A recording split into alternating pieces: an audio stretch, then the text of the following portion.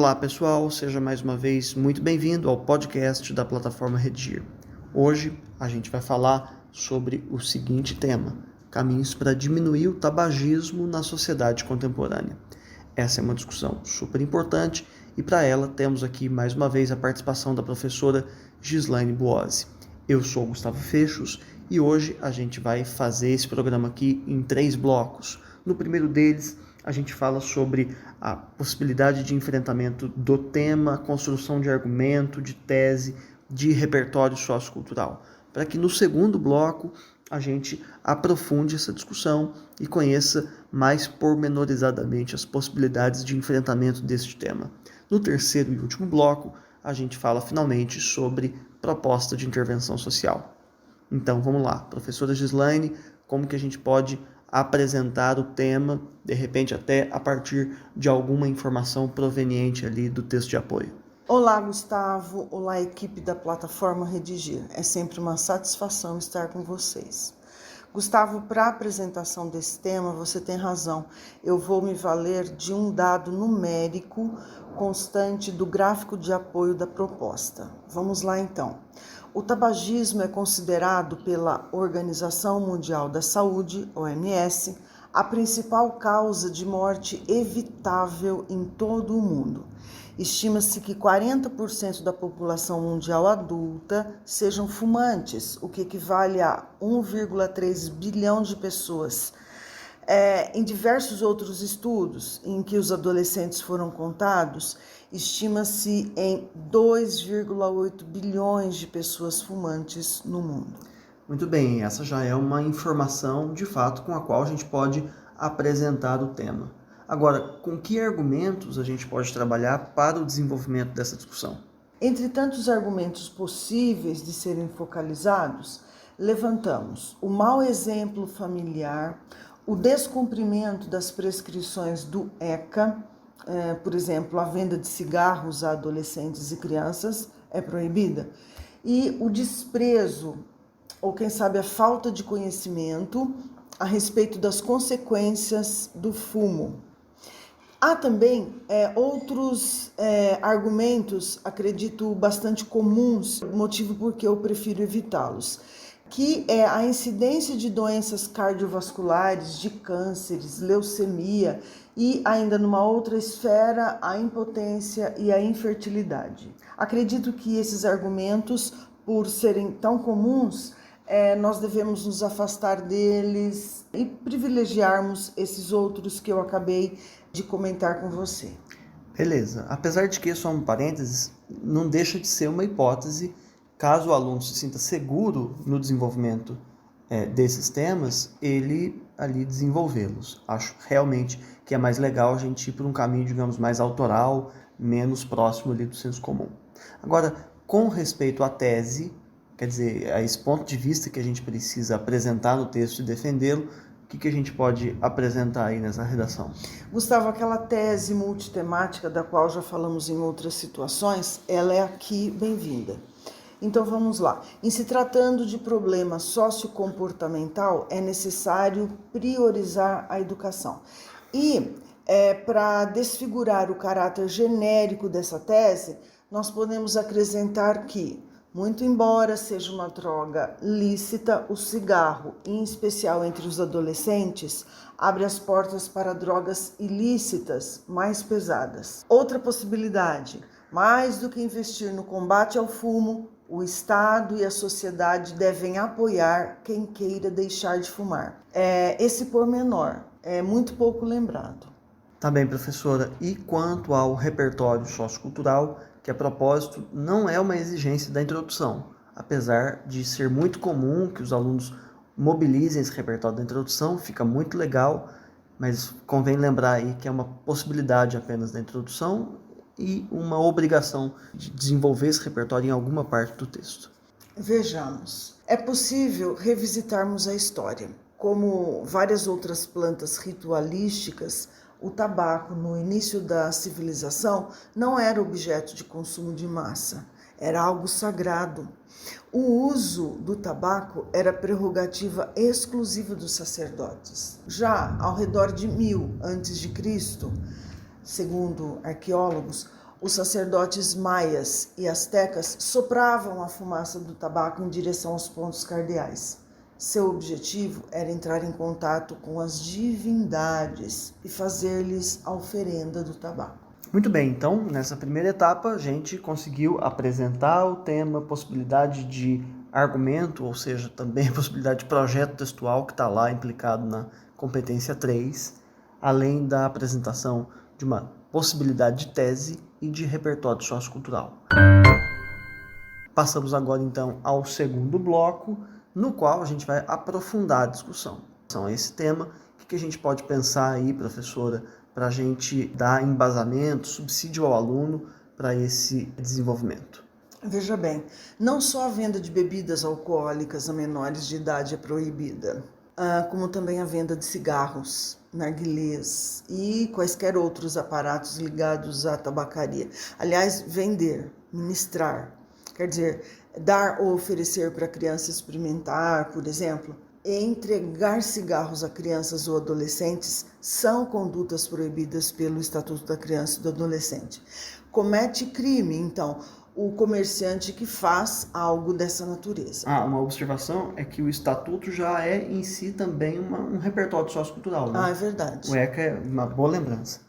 E cabe aqui apontar uma constatação, uma evidência até. Crianças e adolescentes cujos pais ou irmãos mais velhos fumam são mais propensas a fumarem e tornarem-se viciados quando adultos.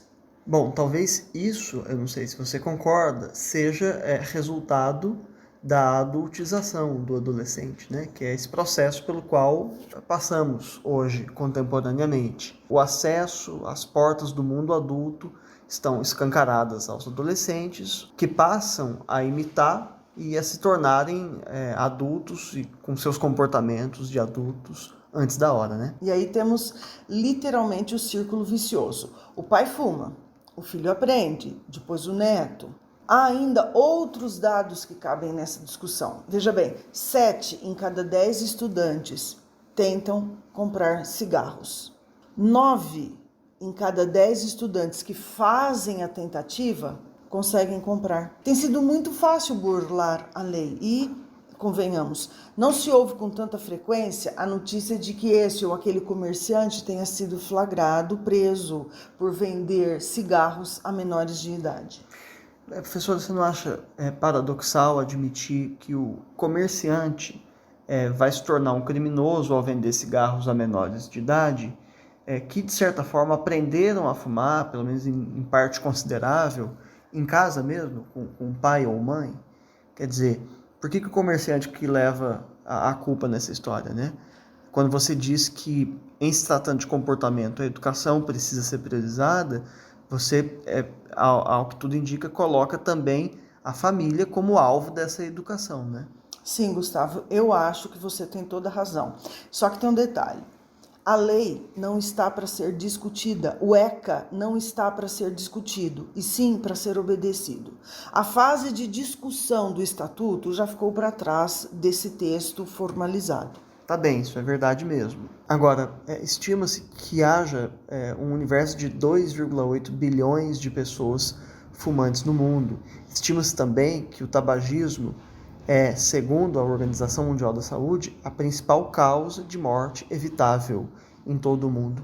Então, a minha pergunta é a seguinte: as gerações passadas, as mortes passadas, os cadáveres não intimidam, não ensinam, não tem nada a ensinar às gerações atuais? Qual que é o legado de uma geração para outra? Falamos muito a respeito de o adolescente aprender e, de certa forma, ser incentivado pela família a fumar.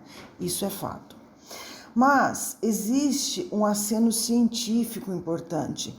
Hoje se fala abertamente sobre os males do tabagismo, o que não acontecia há 40, 50 anos. Não sei se é o seu caso, você teve um avô que fumava, garanto a você que ele tem ouvido dizer que fumar fazia bem à saúde. Os estudos científicos a respeito da gravidade do tabagismo são relativamente novos.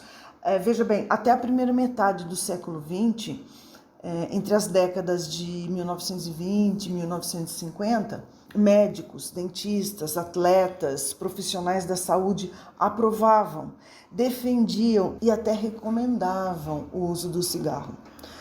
Fumar refresca o hálito, fumar faz bem para as cordas vocais. Você não deve se lembrar, mas eram comuns, até os anos 2000, propagandas na TV em que artistas, esportistas, bonitos, fortes, famosos, surgiam fumando.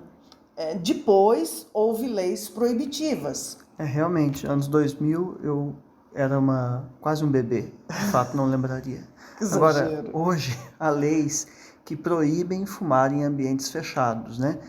Coisa que há pouco tempo não acontecia. Eu me lembro, quando eu fazia universidade, não faz tanto tempo assim, eu me recordo que nas minhas aulas lá na universidade, professores e alunos fumavam em ambiente fechado. E aí eu fui a geração que assistiu a essa dificuldade de mudança de hábitos, porque era comum que em ônibus, né, em lugares fechados e públicos, se fumasse assim abertamente. Isso era cultural, né? Você acha então que sobretaxar o tabaco, quer dizer, tornar mais caro e mais pesado o imposto que incide sobre este produto, é uma solução viável para a redução do consumo? Não, absolutamente não. Em primeiro lugar, porque essa seria uma medida rápida, mas ineficiente e perigosa. Em média, 80% do valor de uma carteira de cigarros, 80% são impostos.